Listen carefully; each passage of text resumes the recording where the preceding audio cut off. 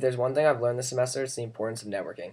Before college, I never really thought networking was that important. I never put too much effort into it. But since coming here and talking to a lot of different advisors and talking to teachers, it's become very apparent to me that you need to network in order to get where you want to go. So I've done a couple different things to improve my networking. I've attended networking nights. I've reached out to people. I've also created a LinkedIn profile.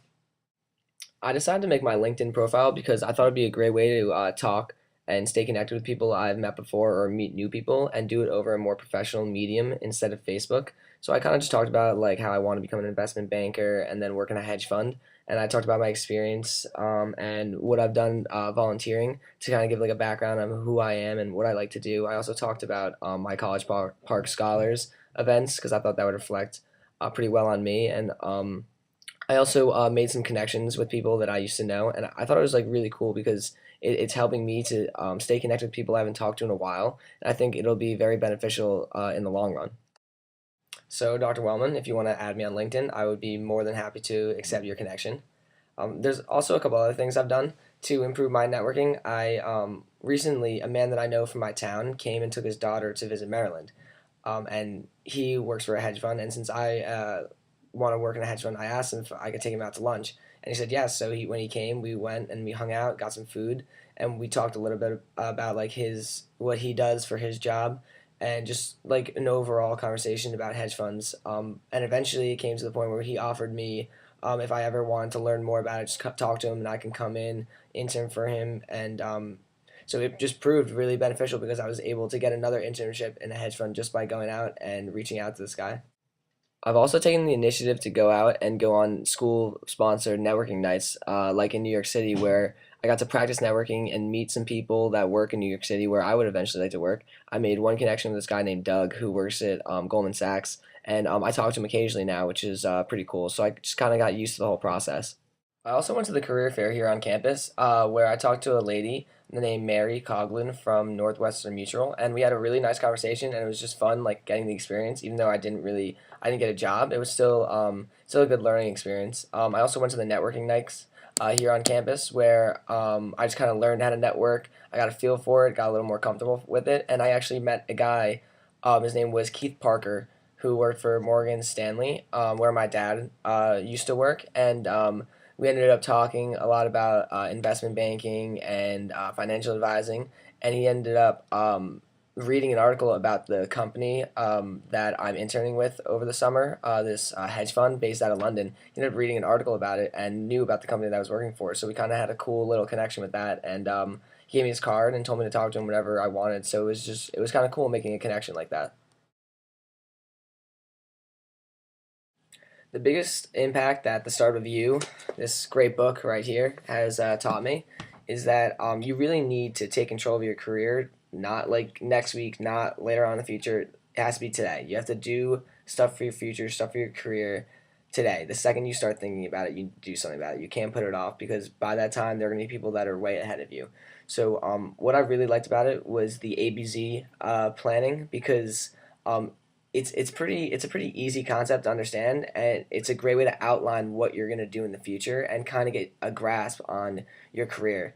And it also kind of helps like guide you through networking too, because it helps you know what you need to do, who you need to talk to, where you need to be. So it kind of just gives you a really good basis to go on when it comes to pursuing your career.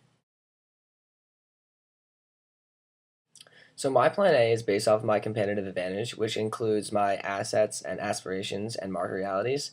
My aspiration is to one day become a manager of a hedge fund because it's something that I think I would love to do since I get bored very easily.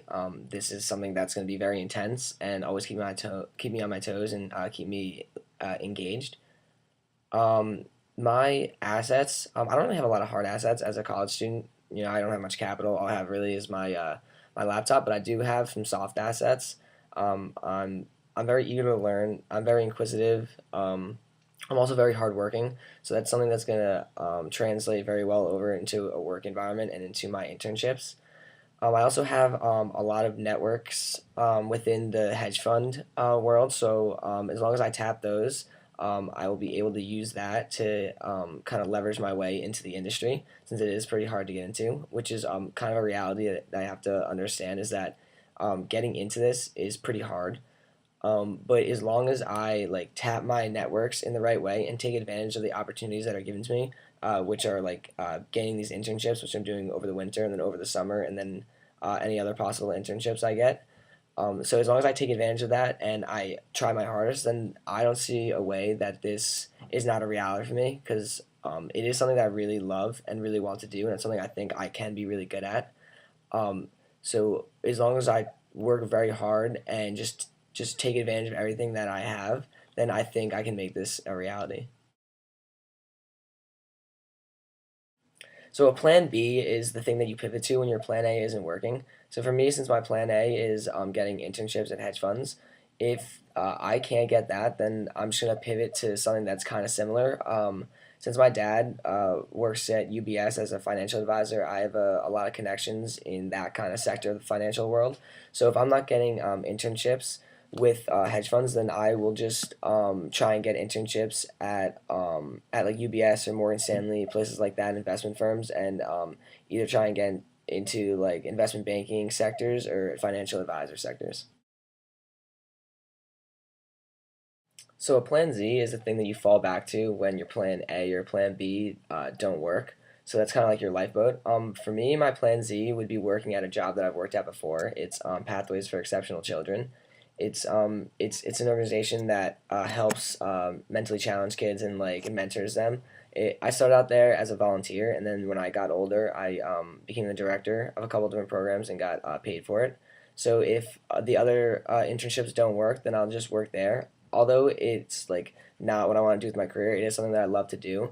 So it's more of a hobby for me. But if the other ones do fail, then this would be a good plan Z for me. All right, here I am, the new me. I got a tie. I got a button-down shirt. That's about it. I think it's definitely how I changed a lot. You start out seeing me in a sweatshirt and t-shirts, acting like a little bit of a bum, and now at the end of it, check me out. I'm looking good. So yeah, I think it's how I changed.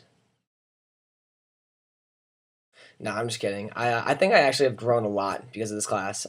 It's really taught me a lot about time management. I got really used to just prioritizing my time and realizing that if I do want it all, I want really good grades and I want to still go out at night, then I really have to prioritize my time and do things when I need to do it. So I just got used to starting to like wake up really early in the morning and get my work done then, instead of being a bum and sleeping late. So that could help me like get my work done and then still be able to do things later on. So it kind of got me used to just working in a very timely fashion and getting used to the whole hustle and bustle of the college environment. It also this PCR has definitely numbed me to the finals and to any other assignment I may get. This has definitely been one of the hardest things I've ever done, and probably will be one of the hardest things I've ever done. So it's kind of cool getting to do this and going through this course so early in my college career, because it's definitely taught me a lot about work and work ethic. By going on all the trips, it taught me how to be a lot more self sufficient. By going on the Necessity of Strangers activity or going to Hershey, when we're left on our own and like have to be places at a certain time and get things done on our own. It taught me to be a lot more self sufficient and helped me mature a lot, because like before college, a lot of like where I grew up, like it was a very contained environment, and it was I wasn't really on my own. I wasn't really doing a lot of things for my own. So this has kind of like helped me grow in that sense. I've definitely been able to handle myself a lot more, and having this class be so intensive has helped me in all of the other aspects of college, because it's taught me how to handle myself when it comes to time management and getting things done. So that like carries over to any other class I have, or getting any activities done for like clubs and stuff like that. So it's definitely helped me a lot in all aspects. I also think it's taught me a lot about how to handle stress and how to get over stress, because it's something that everyone has to deal with. And this class has showed me that even though there's a lot of things to do, it can be done. So it showed me not to get too stressed out about it, and helped me practice getting over my stress and getting a handle on my stress. It also taught me a lot about how to learn. before like college and like in high school, the way I would learn is I would just regurgitate information on a test. But that's not like how it was with this class. I had to understand the concepts and then be able to apply them, and that's something that I think is going to carry over into any other class. It's really taught me like how to be a good student and how to actually learn and be able to use like what I learned into like my everyday life and actually like keep it with me so I won't forget about it. It's definitely going to stay in my brain and in my framework, which is something I really like and something I can use in the workplace or in any other class I have later on in my like college career. The last main thing I think this class has helped me with is like getting over certain fears. Like in a physical type of sense of fear, I was always afraid of like heights and doing stuff like that. And then by going on this challenge course, I got like kind of used to it, and I went up to the top, and it was like not as scary as I really thought it was. So that kind of helped me. Something like small like that helped me get over a fear like that and kind of experience something new by getting over that fear. But and also in like another sense, it helped me get over the fear of like creativity. In high school, I never really thought of myself as creative. Like I'd go into art class and like just get it over with because I had to. I never really thought I could like do anything creative because I never like I can't draw or anything like that. But this class has taught me that creativity is so much more than that, and that it like you can be creative just by thinking of new ideas or trying to like relate things, and I think I can do that. So it's kind of taught me that like I shouldn't shun creativity just because I'm not creative in the artistic sense, because there are many other ways that you can excel with creativity. Over the course of this semester, I've learned a lot about innovation and being creative and being entrepreneurial, and also a lot about empathy. And I think those are like the main concepts that I've learned about, and that have had a huge impact on me in regards to this course. So those are things I'm going to talk to you a little bit about. When it comes to creativity, I think the hardest part about it is just getting your foot in the door. But then once you do, and once you believe you can be creative, then you can only go up from there. Creativity is like used in everyday life. It's used in business. It's used in innovation. It's extremely important no matter like what you're doing. And I think you can unlock your creative potential in like numerous ways just by like opening up yourself to like new experiences, new people, and new opportunities can help you just learn so many new things and really help you be more creative, which you can use like in school or in work or just like everyday life. Being creative is really essential to being innovative. It can like allow you to think differently and understand a concept or a problem from many different perspectives. Because once you start like thinking in different ways, it can really help you to use new ideas and incorporate them into your own like prior ideas to like come up with one new like great innovation. I really think anyone can be innovative. You just have to tap into your discovery skills and try and improve on them, because those are really essential. And from this course, I learned that like anyone can do that, and it's like possible for anyone to like improve on their discovery skills. When you're innovative, you try and like challenge status quo or like come up with something completely new. And there are like many ways you can do this. You can just try and like think about ways something is already done, and then try and improve on that, and just like tweak it like a little bit and make it more beneficial for a certain type of people, which is kind of what reverse innovation is. Or you can just challenge the status quo completely how it is, and then change it into something completely new, and like go into a completely new, different direction, like a blue ocean strategy or something like that. So there are many different ways to be innovative, and it's really just your choice on how you want to do it. In regards to being an entrepreneur, I've learned that that doesn't just mean starting a business. It can mean you can be an entrepreneur just with yourself and like just by creating yourself in every step of the way. You need to be like innovative with yourself. You need to create yourself and like make people want you, because if you want to make yourself make something of yourself in the world, and like, you want people to hire you, then you need to treat yourself like you're a business. You have to market yourself. You need to put time and money into yourself and try and make yourself better in order for other people to want you. And I think a great way to do that is be innovative with yourself and try and just like challenge who you are and try and turn you into someone who's better, who's different, and who can be a lot more versatile in like a business environment. One concept that I think is really important is empathy. In order to be innovative or creative, you really have to understand like how people think and how people feel, because by knowing how they look at the world and what perspectives they have, then you'll be able to see like what they need, and you'll be able to think of something new that will cater to their needs and be beneficial to society. Because when it comes down to it, to be innovative, you need to fix huge problems, or you need to like change something that's going on that's wrong in the world.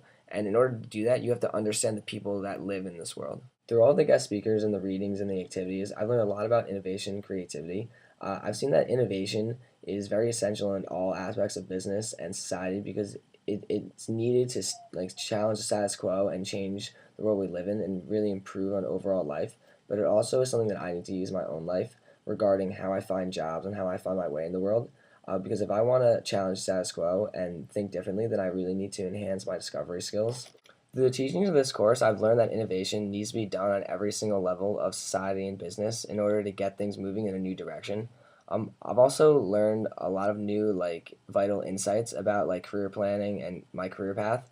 From all like the guest speakers, I've noticed that I need to take control of my own career path and I need to start doing things on my own to get ahead. I can't just let my life take me and just not worry about the next step. And like, cause like no one's gonna do anything for me. So I need to like use what I've learned in this course. I need to try and be innovative and try and be creative and work on my networking in order to get where I want to go.